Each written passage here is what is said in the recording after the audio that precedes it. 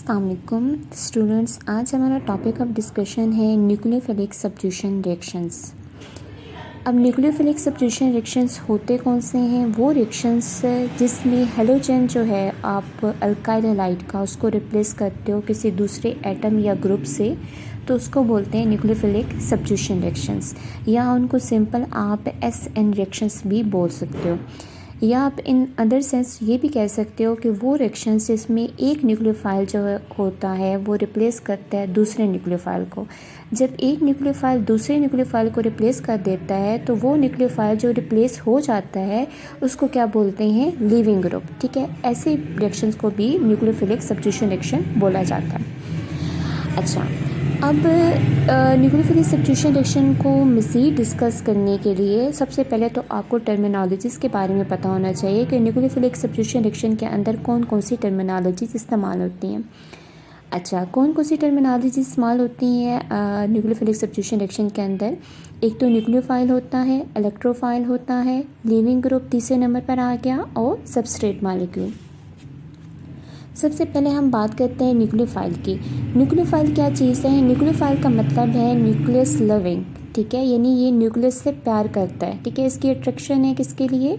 Nucleus के लिए। और न्यूक्लियस पर आपको पता है स्टूडेंट्स के उस पर पॉजिटिव चार्ज होता है, तो इसका मतलब है इसकी अट्रैक्शन किसके लिए है? पॉजिटिव चार्ज के लिए है। तो न्यूक्लियोफाइल का मतलब क्या हो गया कि वो चीज़, वो स्पीशीज जो कि न्यूक्लियस लविंग है उसके ऊपर क्या है? नेगेटिव चार्ज है, और उसकी अट्रैक्शन किसके लिए है? वो पॉजिटिव चार्ज के लिए है। तो न्यूक्लियोफाइल की क्या इनकी करैक्टरिस्टिक आ गई कि इनके पास अनशेयर्ड पेयर ऑफ इलेक्ट्रॉन होगा, और ज़्यादातर केसेस में न्यूक्लियोफाइल क्या होते हैं? वो बेसिक होते हैं करैक्टर में, और इन पर नेगेटिव चार्ज होता है या न्यूट्रल होते हैं। ठीक है, न्यूट्रल होंगे तो उन पर क्या होगा? पेयर ऑफ इलेक्ट्रॉन होगा जो कि अनशेयर होगा, जिसको बोलते हैं लोन पेयर ऑफ इलेक्ट्रॉन। अब एग्जांपल हम न्यूक्लियोफाइल की देख लेते हैं, कौन कौन से आ जाएंगे आपके पास? हाइड्रोक्साइड आयन आ गया, क्लोराइड आयन आ गया, वाटर आ गया, और अमोनिया आ गया। अब ये देखें, ये नेगेटिवली चार्ज में आप लिख सकते हैं इनकी एग्जांपल, और ये जो है आपके पास न्यूट्रल में आ गई। ठीक है, न्यूट्रल जब हम बात करते हैं तो इसके ऊपर मस्ट होना चाहिए lone pair of electron. Lone pair of electron नहीं है तो इसका मतलब है वो न्यूक्लियोफाइल नहीं है।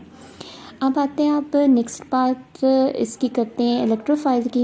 इलेक्ट्रोफाइल का मतलब हो गया कि वो स्पीशीज जो कि अट्रैक्ट करेगी इलेक्ट्रॉन को, यानी ये इलेक्ट्रॉन को लव कर रही है। ठीक है, जब ये इलेक्ट्रॉन को लव कर रही है तो इसका मतलब है कि इस पर क्या चार्ज है? पॉजिटिव चार्ज है, इसकी अट्रैक्शन है इलेक्ट्रॉन के लिए। इसका मतलब है इलेक्ट्रोफाइल पर कौन सा चार्ज होता है? पॉजिटिव चार्ज होता है। तो इलेक्ट्रोफाइल हम कह सकते हैं कि न्यूट्रल भी हो सकता है या पॉजिटिवली चार्ज हो सकता है। अब एग्जांपल की बात करते हैं, इलेक्ट्रोफाइल की एग्जांपल में बात करते हैं कि कार्बन एटम जो अल्काइल हैलाइड का कार्बन एटम होता है और वो अटैच होता है किसी हेलोजन ग्रुप के साथ और उस पर पॉजिटिव चार्ज होता है। ठीक है, उसको बोलते हैं इलेक्ट्रोफाइल या इलेक्ट्रोफिलिक सेंटर। अब हम बात करते हैं जी लिविंग ग्रुप। अच्छा, लिविंग ग्रुप क्या होते हैं? जो एल से हम इसको रिप्रेजेंट करते हैं। ठीक है, एल जो है वो लिविंग ग्रुप कहते हैं कि लिविंग ग्रुप भी एक न्यूक्लियोफाइल है। ठीक है, लेकिन इसको न्यूक्लियोफाइल नहीं कहा जाता बल्कि इसको लिविंग ग्रुप कहा जाता है। इसका मतलब क्या हो गया कि ये जो है वो डिपार्ट कर रहे हैं, यानी अलहदा हो रहा है उस मॉलिक्यूल से with an unshared pair of electron से।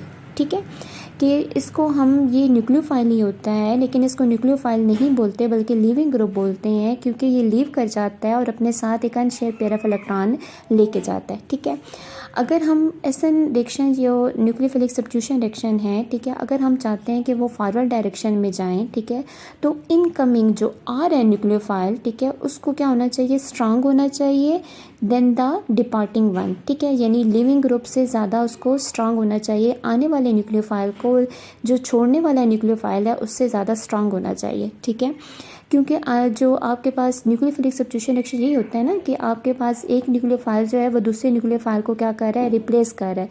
तो जो आने वाला न्यूक्लियोफाइल है, निकलने वाले न्यूक्लियोफाइल से क्या होना चाहिए? स्ट्रांगर होना चाहिए, जिसकी वजह से आपके पास क्या होता है कि वो सब्स्टिट्यूट हो जाता है वो न्यूक्लियोफाइल। अब एग्जाम्पल जो लिविंग ग्रुप की कौन से आ जाती हैं? Chloride, bromide, sulphate, bisulphate ion, iodide ion, ये सारे जो हैं वो अच्छे लिविंग ग्रुप हैं, यानी ये आसानी से निकल जाते हैं। अच्छा, अब जो पुअर लिविंग ग्रुप में है उसमें हाइड्रोक्साइडाइन, अल्का ऑक्साइडाइन, अमाइडाइन जो है ये पुअर लिविंग ग्रुप है, ठीक है, ये आसानी से नहीं निकलते। अब बात करते हैं एक्सेप्शन की, बात करते हैं कि जो आयोडाइड आयन होता है वो अच्छा न्यूक्लियोफाइल भी होता है और अच्छा लिविंग ग्रुप भी होता है, ठीक है। ये कंजुगेट बेस है स्ट्रॉन्ग एसिड की, हाइड्रोजन आयोडाइड की, इस वजह से ये अच्छा लिविंग ग्रुप भी है और अच्छा जो है वो न्यूक्लियोफाइल भी है। अच्छा, नेक्स्ट हमारे पास आती है substrate molecule, alkyl halide molecule जिस पर आपका न्यूक्लियोफाइल अटैक करता है, ठीक है, उसको बोलते हैं सबस्ट्रेट मॉलिक्यूल। यानी ये देखें आपके पास अल्काइल हैलाइड आपके पास है, ये अल्काइल है, ठीक है, और ये इसके साथ हैलाइड है, ठीक है। तो ये जो आपके पास स्पीशी है ना पूरी की, ठीक है, यहाँ पर जो है कोई अटैकिंग न्यूक्लियोफाइल आएगा और इस पर अटैक करेगा, ठीक है, इसकी जो आपके पास पॉजिटिव सेंटर है उस पर अटैक करेगा, यानी वो इस स्पीशी पर अटैक कर रहा है न्यूक्लियोफाइल, तो इस स्पीशी को बोलते हैं आप सबस्ट्रेट मॉलिक्यूल। नेक्स्ट आता है कि टाइप्स जो है न्यूक्लियोफिलिक रिएक्शन की, दो तरह के न्यूक्लियोफिलिक रिएक्शन होते हैं, एक तो SN1 रिएक्शन होते हैं और एक SN2 रिएक्शन होते हैं। SN1 जो रिएक्शन होते हैं उनको बोलते हैं न्यूक्लियोफिलिक सब्स्टिट्यूशन यूनिमॉलिक्यूलर, जबकि SN2 रिएक्शन होते हैं उनको बोलते हैं न्यूक्लियोफिलिक सब्स्टिट्यूशन बायमॉलिक्यूलर रिएक्शन। हर एक रिएक्शन की अपनी कैरेक्टरिस्टिक है, अपना मैकेनिज्म है, तो इंशाल्लाह हम नेक्स्ट लेक्चर में डिस्कस करेंगे। चैनल को ज़रूर सब्सक्राइब कीजिएगा, बेल के आइकन पर ज़रूर क्लिक कीजिएगा और फीडबैक भी ज़रूर दीजिएगा। अल्लाह हाफ़िज़।